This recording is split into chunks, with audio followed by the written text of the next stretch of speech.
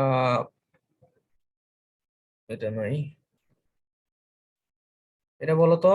আর Z, P Q R x Y Z এগুলো কি?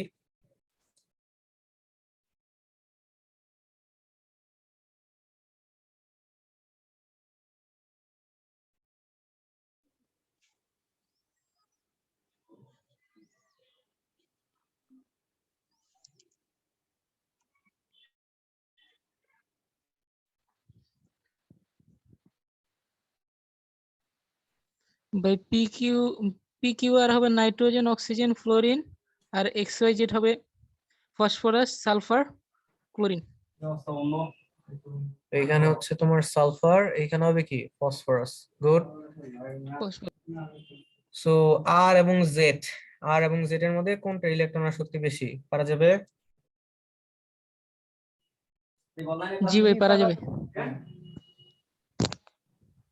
আচ্ছা, উদ্দীপকের পি কিউ এর সাথে হাইড্রোজেনে গঠিত যৌগের ভিন্নতা ভিন্নতা রয়েছে কিনা পারবা?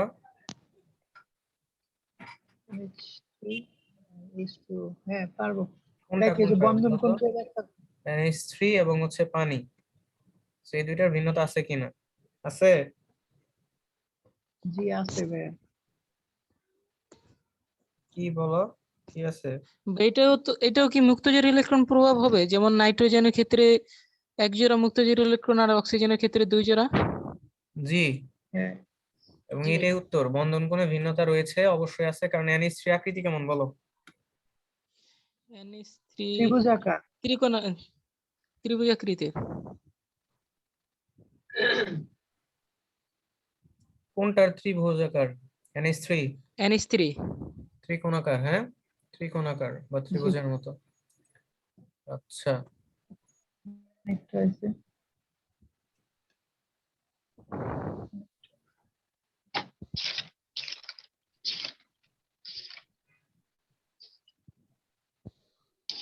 আচ্ছা বলো, DEFG এগুলা কি? কই নিকটটা টু বেরিলিয়াম, বোরন। ডি হচ্ছে বোরন, আর সি হইতেছে to magnesium, F to D কি? বোরন। এটি বেরিলিয়াম হবে 1s2 2s2, তাহলে 4টা ইলেকট্রন দেখো বেরিলিয়াম, এখানে এন এর 5টা মান হইলো বলে দিছে, এন এর প্রথম। মান হচ্ছে 2। সো 2s2, পরেরটা হবে কি 3s2, পরেরটা হবে কি 4s2, টু তারপর আর একটা হচ্ছে 3s2 3p5। তাহলে দেখো এর আগের টুকু তো অবশ্যই আমাদের ফিল আপ করতে হবে, তাই না? জি ভাই। হ্যাঁ এইটুকু দেয় নাই। সো 1s2, তাহলে 1s2 2s2, 1s2 2s2 2p6, তারপর কি 3s2 3s2 3d10 3d 4s2। 3d, তারপর হচ্ছে 4s2, হ্যাঁ এরপর হচ্ছে কি আগেরটুকু 1s2 2s2 জি 2p6, ক্লোরিন দেয়। হ্যাঁ 2p6 3s2 3p5। এটা অনেকভাবেই চিন্তা করা যায়, তুমি ইলেকট্রন যোগ করেও করতে পারো, যেমন 2 2 4, তার মানে এটা বেরিলিয়াম। পরেরটা হবে কি 1s2 2s2 2p6, তাহলে 10টা 2 12টা, সেটা কি হবে ম্যাগনেসিয়াম। পরেরটা কি হবে ক্যালসিয়াম, ক্যালসিয়াম, তারপরেরটা ক্লোরিন। ক্লোরিন। আবার এইভাবেও করতে পারো যে এই 2 নাম্বার শক্তি স্তরের 2 নাম্বার গ্রুপের মৌল, 3 নাম্বার শক্তি স্তরের 2 নাম্বার গ্রুপের মৌল, 4 নাম্বার শক্তি স্তরের 2 নাম্বার গ্রুপের মৌল, মানে হচ্ছে এটা আসলে 2 নাম্বার গ্রুপ বোঝাচ্ছে। ঠিক আছে, সো বেরিলিয়াম, তার নিচে ম্যাগনেসিয়াম, তার নিচে ক্যালসিয়াম, আর 3s2 3p5 হিসাব যদি করো টোটাল হয় 7টা ইলেকট্রন, তার মানে বোঝাচ্ছে এটা হ্যালোজেন ক্লোরিন। এনিওয়ে, তাহলে আমরা বুঝলাম বেরিলিয়াম, ম্যাগনেসিয়াম, ক্যালসিয়াম এবং হচ্ছে কি ক্লোরিন। এখন আমরা দেখি প্রশ্ন কি কি আছে।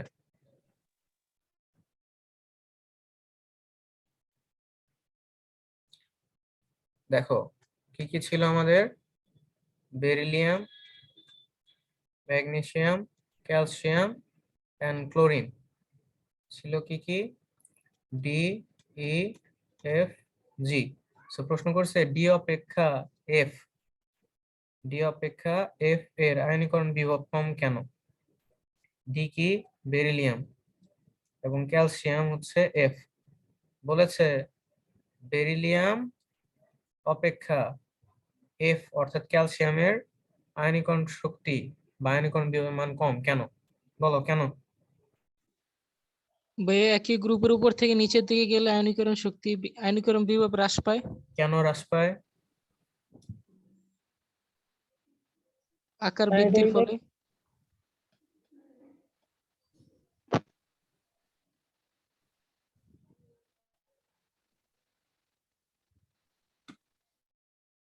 আর কি বলো, আর কি বলো?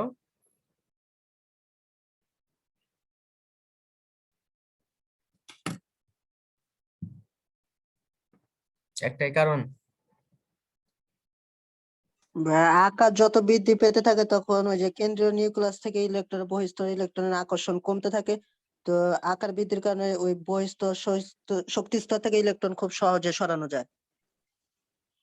রাইট। আচ্ছা, ডি নাম্বার কি হবে বলো তো?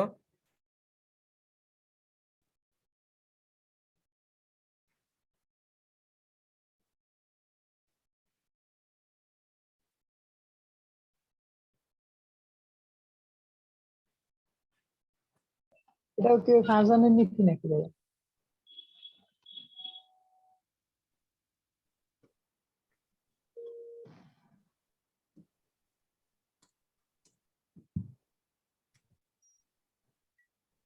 এই প্রশ্নটা এমসিকিউ তেও আসে, অ্যাডমিশনেও আসে।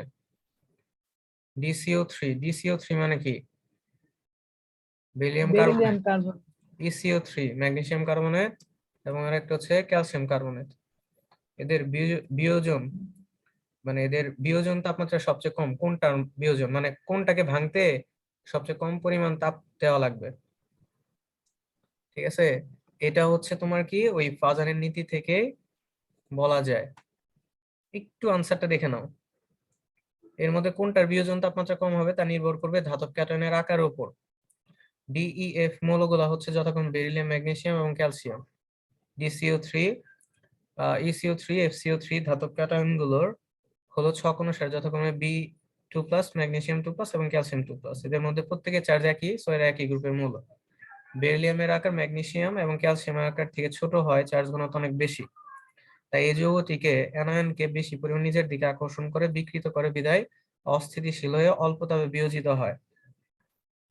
আমি একটু সহজভাবে বুঝাই দিই, এখানে যেভাবে বলছে এটা মাথায় রাখার দরকার নাই। সো খেয়াল করো, বেরিলিয়াম 2+, ম্যাগনেসিয়াম 2+, আর একটা হচ্ছে ক্যালসিয়াম 2+। বাম থেকে যত সরি উপর থেকে যত নিচে যাওয়া যায়, এগুলা তো উপর থেকে নিচে ছিল। বেরিলিয়াম, ম্যাগনেসিয়াম এবং ক্যালসিয়াম 2+, 2+, 2+। সো উপর থেকে যত নিচে যাবা আকার তত কি হবে? বড় হবে। সো লেফট সাইড থেকে উপরে গেলে আমাদের আকার বড় হয়, তাহলে এখানে রাইট সাইড থেকে লেফট সাইডে আসলে আকার কি হবে? ছোট হবে। তাহলে এখানে সবচেয়ে ছোট আকার কার? বেরিলিয়ামে। বেরিলিয়ামের। বেরিলিয়ামের। সো আমরা ফাজার নীতিটা জানি যে ক্যাটায়নের আকার ছোট হলে সমযোজী ধর্ম বৃদ্ধি পায়। এটাই তো ছিল ফাজার নীতি, তাই না? সমযোজী ধর্ম জি ভাইয়া। বাড়বে। সমযোজী ধর্ম বাড়বে কেন? আকার ছোট হলে। কার আকার? ক্যাটায়নের আকার ছোট হলে। সো ক্যাটায়নের আকার ছোট হলে সমযোজী ধর্ম বাড়বে। সো যদি আমরা খেয়াল করি, বেরিলিয়াম আকার সবচেয়ে ছোট, সো বেরিলিয়াম কার্বনেট এর সমযোজী ধর্ম সবচেয়ে বেশি হবে। ঠিক আছে, তারপর হচ্ছে ম্যাগনেসিয়াম কার্বনেট, এরপর হচ্ছে ক্যালসিয়াম কার্বনেট। সো যত এদিকে যাবা সমযোজী ধর্ম তত কি হবে? বাড়বে। আর আমরা জানি সমযোজী যৌগ এবং আয়নিক যৌগ দুইটার মধ্যে কোনটাকে বিয়োজিত করতে বেশি পরিমাণে তাপ লাগে বলতো? সমযোজী যৌগ। প্রশ্ন ভালো করে শোনো, সমযোজী এবং আয়নিক যৌগ দুইটার মধ্যে কোনটাকে বিয়োজিত করতে বেশি তাপ দেওয়া লাগবে?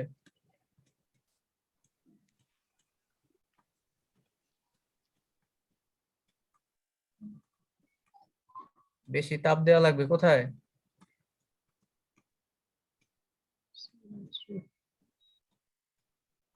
আয়নিকে। আয়নিক যৌগ। কেন আয়নিক যৌগে বলতে পারবা? আনসার হচ্ছে আয়নিক যৌগ। আয়নিক যৌগে বেশি তাপ গলনাঙ্ক লাগে। বেশি তাই গলনাঙ্ক বন্ধন মানে তো গলনাঙ্ক মানে তো হচ্ছে গলানো বা বন্ধন বেশি, মানে বন্ধন বেশি শক্তিশালী সেজন্য। আহ একটু একটা জিনিস বলে দেই, এই সমযোজী যৌগে থাকে দুর্বল ভ্যান ডার ওয়ালস বল। ঠিক আছে, সমযোজী যৌগগুলোতে থাকে দুর্বল ভ্যান ডার ওয়ালস বল, কিন্তু আয়নিক যৌগে থাকে কি জানো? স্থির তড়িৎ আকর্ষণ বল, যেটা হচ্ছে শক্তিশালী স্থির তড়িৎ আকর্ষণ বল। স্থির তড়িৎ আকর্ষণ বল কিভাবে থাকে জানো? কারণ আয়নিক যৌগে থাকে cation plus anion. So cation আর অ্যানায়ন মিলে এদের মধ্যে একটা স্থির তড়িৎ আকর্ষণ বল থাকে, কিন্তু সমযোজীযৌগে ক্যাটায়ন আয়ন থাকে না, সো এটাতে দুর্বল ভ্যান ডার ওয়ালস বল থাকে। তো এই beryllium carbonate, magnesium carbonate, calcium কার্বনেটের মধ্যে যত আহ করবা তোমার হচ্ছে খেয়াল করবা যে বেরিলিয়াম কার্বনেট হচ্ছে সমযোজী প্রকৃতির বেশি, এন্ড দ্যাটস ওয়াই এটা ভাঙতে বেশি পরিমাণে তাপ লাগে না, কম তাপমাত্রা লাগে, কম তাপমাত্রায় বিয়োজিত হয়ে যায়। কিন্তু ক্যালসিয়াম কার্বনেটের ক্ষেত্রে বেশি পরিমাণে তাপ দিতে হয়। বুঝতে পেরেছো? জি ভাইয়া, বুঝতে পারছি। এই তো। হ্যাঁ, এগুলো একটু উত্তরগুলা দেখে নিবা, সবাই উত্তরগুলা দেখে নিবা। ভাই একই পর্যায়ের একটা দেখাই দিবেন? কি পর্যায়ে কি দেখাবো? মানে এগুলা তো তিনটা একই গ্রুপে ছিল, একই পর্যায়ের ক্ষেত্রে কিরকম হবে? হ্যাঁ, একই পর্যায়ের ক্ষেত্রে চিন্তা করো, একই পর্যায়ে তো অলরেডি আমরা আলোচনা করলাম। আচ্ছা ধরো এটাই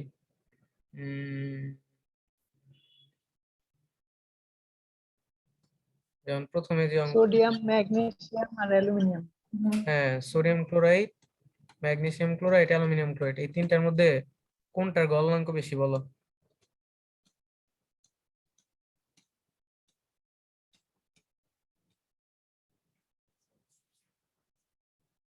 গলনাঙ্ক বেশি কার?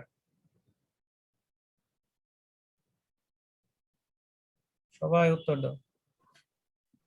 অ্যালুমিনিয়ামের। অ্যালুমিনিয়াম। গলনাঙ্ক বেশি কার?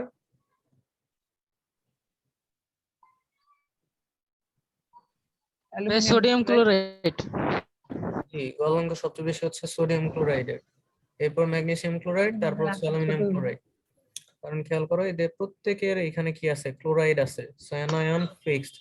তো অ্যানায়ন নিয়ে চিন্তা করতে হবে না, তাহলে কি আছে? Sodium plus, magnesium 2 plus, aluminium 3 plus. আমি কি বলেছিলাম বলতো? যার চার্জ ঘনত্ব বেশি বা যার আকার আকার ছোট, ক্যাটায়ন, ক্যাটায়নের ক্ষেত্রে কি বলছিলাম? ক্যাটায়নের ক্ষেত্রে বলছি যার আকার ছোট বা হচ্ছে কি চার্জ ঘনত্ব বেশি, যারা এটা মনে রাখো। সেটা সমযোজী ধর্ম বেশি প্রদর্শন করে। ভেরি গুড, সমযোজী ধর্ম বেশি প্রদর্শন করবে।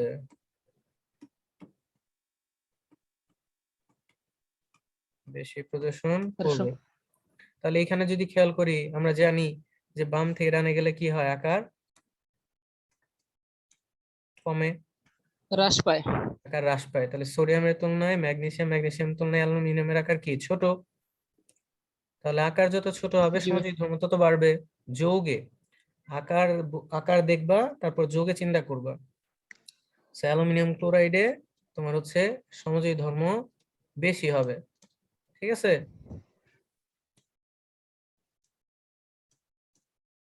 সমযোজী প্রকৃতির যদি বলি তাহলে সোডিয়াম ক্লোরাইড, ম্যাগনেসিয়াম ক্লোরাইড এবং হচ্ছে অ্যালুমিনিয়াম ক্লোরাইড, এই তিনটার মধ্যে সমযোজী প্রকৃতি বেশি কার? অ্যালুমিনিয়াম ক্লোরাইড, তারপর ম্যাগনেসিয়াম ক্লোরাইড, তারপর সোডিয়াম ক্লোরাইড। আর আমরা জানি সমযোজী যৌগের গলনাঙ্ক স্ফুটনাঙ্ক আয়নিক যৌগের তুলনায় কি? কম। ঠিক আছে, তো সমযোজী ধর্ম যেহেতু এটাতে বেশি অ্যালুমিনিয়াম ক্লোরাইড, তাহলে এটার গলনাঙ্ক সবচেয়ে কম হবে, তাহলে বেশি হবে সোডিয়াম ক্লোরাইডের, তারপর হচ্ছে ম্যাগনেসিয়াম ক্লোরাইড, তারপর হচ্ছে অ্যালুমিনিয়াম ক্লোরাইড। এই জিনিসটা কি সবাই বুঝছো? বুঝছো? জি ভাইয়া, বুঝছি। আচ্ছা, এখানে আরেকটু আলোচনা করে দেই, যার ক্যাটায়ন আকার ছোট হয় বা চার্জ ঘনত্ব বেশি হয় সেক্ষেত্রে বলবা তার পোলার আয়নও বেশি হয়। পোলার আয়ন, তার পোলার আয়ন বেশি। যদি এমসিকিউ এটাই বলতো যে কার সমযোজী ধর্ম বেশি, উত্তর হতো অ্যালুমিনিয়াম ক্লোরাইডের সমযোজী ধর্ম প্রকৃতি বেশি। যদি বলতো কার পোলার আয়ন বেশি, তবুও তো এটা অ্যালুমিনিয়াম ক্লোরাইডের, বুঝছো? জি ভাইয়া জি বুঝছি। ভাই। ওকে, এখন তোমার